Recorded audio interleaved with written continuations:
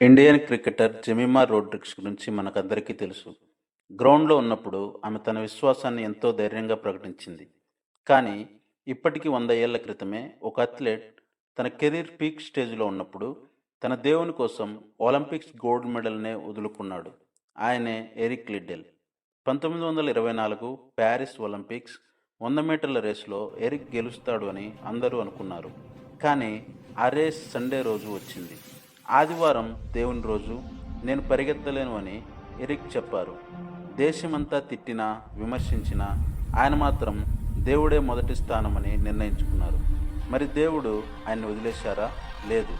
400 మీటర్ల రేసులో Eric gold medal గెలిచి వరల్డ్ రికార్డ్ సృష్టించారు. అది అయిపోగానే అంత పేరును వదిలేసి చైనా దేశానికి మిషనరీగా వెళ్ళిపోయారు. ఎరిక్ లిడ్డెల్ అన్న చివరి మాటలు కంప్లీట్ సరెండర్, అంతా దేవుని చిత్తమే అని.